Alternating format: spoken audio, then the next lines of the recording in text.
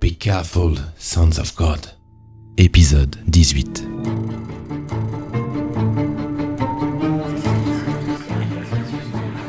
Marie-Ange découvre de plus près la tête de ses 11 autres frères. Parmi eux, il y a un ecclésiastique noir qui ressemble à un évêque ou à un cardinal. Elle y connaît pas grand-chose. Et il y avait des personnalités encapuchées qui, quand elles montrent leur visage, provoquent une surprise énorme. Marie-Ange croit reconnaître Xavier Dupont de Ligonnès, le fameux assassin disparu et recherché par toutes les polices du monde, et dont elle a tant parlé à une époque dans son journal télévisé, mais elle n'est pas sûre. Ce serait énorme. Après cette frayeur, elle se dit qu'elle aurait même pu croiser Bill Gates à cette réunion, qu'elle n'en aurait pas été étonnée, et que c'eût été le pompon. Chaque membre de la guilde du droit divin regagne sa place et s'assied à la table ronde pour écouter religieusement le grand maître. Il leur expose son plan homicide et déicide d'action pour sauver la planète et sauver Dieu. Imposer la marque de la bête, le contrôle de l'intelligence artificielle. Mais qu'il ne nomme pas ainsi. Il l'appelle Singularité. Ça passe mieux. Ça fait plus original.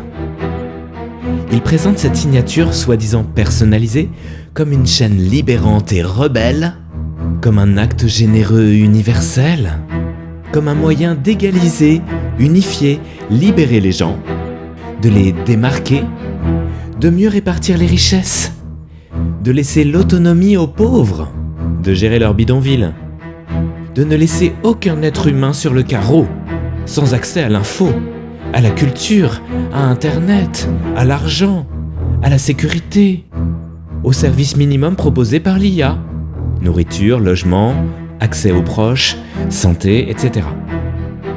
Tout son cercle d'initiés trouve l'idée très généreuse et humaniste. Génial!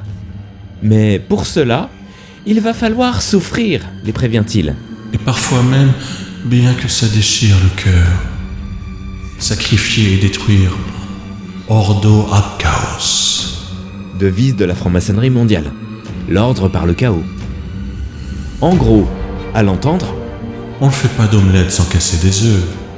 Vous êtes des sacrificateurs héroïques. Rien n'est trop beau pour l'unité et la liberté. Rien n'est trop beau pour l'humanité et le meilleur. Rien n'est trop beau pour la divinité et l'avènement victorieux de Dieu sur terre. Et le secret est la règle cardinale. Si l'un d'eux parle, tout le plan s'écroule. Et leur carrière ou fortune aussi, par la même occasion. À la table ronde des décideurs du monde, et en collaboration avec son cercle d'initiés jet-setters, positivistes, écolos et malthusianistes, l'Antéchrist commandite des catastrophes ou fléaux homicides qu'il feint sincèrement de déplorer ensuite, comme si c'était dur ou crucifiant d'être obligé d'être méchant et radical, ou bien avec un détachement froid et désaffecté, comme s'il n'en avait rien à foutre et que rien n'était grave, ou bien, au contraire, parce que selon lui, tout est nécessairement tragique et fatal. Donc, pas de sentiment dans les décisions, fussent-elles drastiques. C'est la mécanique ou la marche de l'histoire, c'est le cycle de la vie. Pour l'Antéchrist et son nouvel ordre mondial, l'année 2026 est l'année du coup d'accélérateur pour lancer les fléaux diviseurs et terrorisants, mais toujours présentés sous une forme altruiste et positive, nécessaire, malgré les problèmes et le chaos que ce bien ou bénéfice risque de générer. Par exemple, le gouvernement mondial pollue et empoisonne les cultures et les animaux par les chemtrails, la pollution électromagnétique, l'ensemencement des nuages, etc., ce qui fait que la faune et la flore crèvent, mais c'est censé stimuler les récoltes, assainir les terrains et remplacer les pesticides. C'est censé aider à vivre de manière sobre, équilibrée et éco-responsable. C'est pour préserver la nature et la biodiversité. Le gouvernement mondial crée des déserts, fait trop pleuvoir et assèche les sols, de sorte que rien ne puisse pousser. Il déchaîne les éléments et les phénomènes météorologiques et telluriques, ouragans, tremblements de terre, éruptions volcaniques, méga incendies, tsunamis, inondations, etc. Mais C'est de la faute des humains, de la surpopulation et du réchauffement climatique. il lance des moustiques drones pour contaminer la population mondiale via des pandémies par arbovirose, mais c'est pour mieux lui venir en aide et la sauver, pour mieux la piquer. Le gouvernement mondial implante la fibre un peu partout, plante ses bornes et antennes relais 5G, étend son maillage satellitaire sur l'ensemble de la planète, mais C'est pour prendre le pouls du monde, l'ausculter si quelque chose ne va pas. C'est pour que les gens s'autodépistent. par rapport au turbocancer, au virus, au handicap, etc., C'est pour prodiguer la santé et l'éducation, l'équilibre et le bien-être à tous, distribuer la connaissance, la protection, la santé à tout le monde, diffuser la culture, surveiller et sécuriser les populations, et combler les déserts numériques et médicaux. il isole de plus en plus l'homme de la femme pour, en intention, éradiquer les viols, la domination masculine, le féminisme radical, la pornographie, la prostitution, les violences conjugales et les féminicides, et instituer leur pseudo-égalité. Il les monte les uns contre les autres, promeut une immanence autocréée et autodéterminée, via la fécondation in vitro, la PMA et la GPA, la monoparentalité, l'adoption pour les célibataires, les tentatives de clonage, l'humanité augmentée, etc. Il favorise l'avortement, afin de réguler les naissances, éviter la surpopulation, et pour mieux, Vivre ensemble et un mieux aimer. il incite à la pornographie, au libertinage, à la pédophilie, en maquillant celle-ci d'homosexualité ou de transidentité ou de liberté d'expression et d'action. Il banalise les viols, la prostitution et la mutilation corporelle pour Dédramatiser ou déculpabiliser. Laisser les gens être eux-mêmes et être libres. S'aimer et vivre comme ils l'entendent, sans contrainte. Exercer leur droit à disposer de leur propre corps et du corps de leur partenaire, leur droit à la liberté et leur droit au travail. il met en place l'euthanasie, c'est-à-dire le suicide assisté, pour Affranchir les humains de la souffrance et de la vieillesse. Les aider à mourir dans la dignité.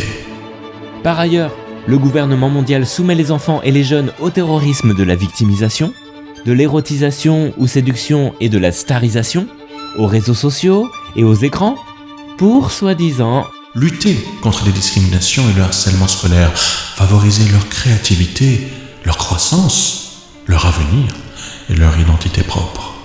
En fait, le véritable harcèlement scolaire, c'est celui des objets connectés sur la jeunesse, et non celui des ados entre eux. Le gouvernement mondial fout la merde dans les continents pauvres, et les appauvrit encore plus, en prétendant Les aider à gérer leur richesse et à prospérer par eux-mêmes.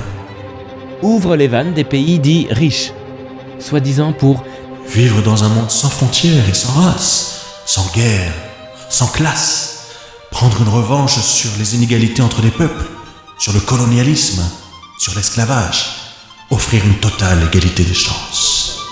il participe à l'afflux incontrôlé et désordonné des migrants, en corrompant les passeurs, en saturant les services douaniers et sociaux, en sous-traitant les nouveaux arrivants professionnellement, en ne les accueillant pas dignement, en créant la peur de l'étranger chez les terres d'accueil, comme si les pays riches allaient se transformer en camps de réfugiés, en planifiant une soi-disant islamisation accélérée de l'Occident, en semant les graines du terrorisme et des attentats d'envergure dits islamistes. Le gouvernement mondial compte flinguer les États-nations. Ces derniers n'existent désormais que pour le folklore, le tourisme et le foot. Bref, le pain et les jeux. Il entend aussi écraser les pauvres et les riches en affamant les premiers, pillage dans les magasins, dans les campagnes, et en persécutant et diabolisant les seconds. Impôts sur les grandes fortunes et taxes, massacre des patrons, krach boursier, écrasement des monnaies matérielles, etc. Tout cela au nom de la Lutte contre les inégalités, contre les privilèges, contre les bourgeoises et la royauté, contre la vie chère. Au niveau national, le gouvernement mondial divise pour mieux régner. Il alimente, voire génère, les guerres civiles ou interethniques entre nationalistes ou patriotes et mondialistes, entre conservateurs et progressistes, entre extrême gauche et extrême droite. Au niveau international, il orchestre les guerres entre Occident et Orient, entre soi-disant chrétiens et soi-disant musulmans, sur fond de victimisation et ou diabolisation des juifs, par l'envoi d'extrémistes de chaque camp mettant en porte-à-faux le camp qu'ils représentent par des attentats odieux et un mythe qui sera pris pour vrai. Ce sont les religions qui créent les guerres. Par le lancement de drones en totale violation de l'espace aérien national, par des bombardements spectaculaires, etc. Et tous ces conflits, bien évidemment, sont mis en place au nom du désarmement des peuples, de la paix et de la fraternité, de la lutte contre l'axe du mal, ou contre les dictatures. Donc dans une optique pacifiste. Enfin, le gouvernement mondial tente d'éradiquer l'Église catholique, sa pire ennemie, car elle est le réceptacle et la principale maison de Dieu en personne. En la noyant de corruption, par l'argent et le pouvoir, de contrôle, censure et interdiction de l'enseignement privé, révélation de la gestion calamiteuse de la Banque du Vatican, redressement de la Cour des comptes, etc. De tentation amoureuse, par l'envoi de belles femmes tentatrices et blessées pour séduire les prêtres et briser leur célibat, en homosexualisant les curés mal positionnés dans leur sexualité, en la couvrant de calomnies et d'accusations pour pédophilie, en lançant ses agents maléfiques et cardinalistes autour du pape François, pour que ce dernier soit sensibilisé à des fausses causes ou menaces, s'en mêle les pinceaux, en particulier sur l'homosexualité, les pandémies, l'accueil des migrants, disent de la merde et se décrédibilisent, en isolant puis assassinant les bons prêtres et les laïcs prophètes, il fait en sorte que les régimes communistes envoient les catholiques dans des camps de prisonniers politiques, où ils sont maltraités, drogués, puis tués, en détruisant les lieux saints.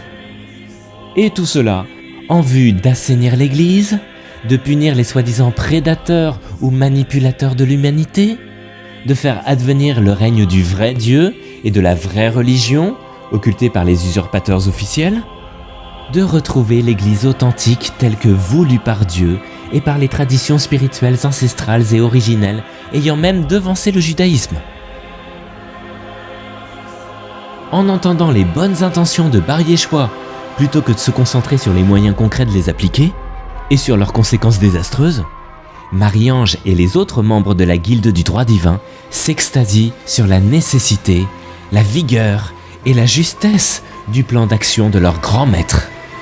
Et ils se félicitent de faire humblement partie de cette révolution planétaire, de ce plan absolument gigantesque et novateur qui va bouleverser l'humanité et préparer l'avènement du Dieu sauveur. Ils vont pouvoir rendre un culte sacrificiel à Dieu. C'est la standing ovation, l'émotion générale, puis la chaîne d'union électrique collective. Derrière cet humanisme intégral et cette philanthropie intégrale se cache une entreprise bien plus perverse de la part de l'Antéchrist. Faire culpabiliser l'être humain en même temps que l'enorgueillir et lui faire croire qu'à la fois il se sauvera lui-même et qu'il est l'unique ou le principal auteur de ses propres malheurs. Malheurs que seule la sacro-sainte nature est supposée rattraper ou purifier. Or, Luc Emmanuel le devine très bien. Ce n'est même pas une troisième guerre mondiale, ni une bombe atomique qui peut éradiquer le genre humain de la surface du globe. Il suffit qu'un super volcan, et il y en a 12 en activité à l'heure actuelle, tels que le Tambora, en Indonésie, dont la puissance équivaut à, tenez-vous bien, 16 millions de bombes d'Hiroshima, soit réveillé par une éruption solaire pour surpasser, en violence et en dégâts, les mauvaises actions humaines. Donc l'Antéchrist va tout faire pour, d'un côté, que les humains croient qu'ils sont leur pire ennemi, qu'ils sont même le diable incarné, et d'un autre côté, qu'il réveille le soleil et fasse sortir ce dernier de ses gonds.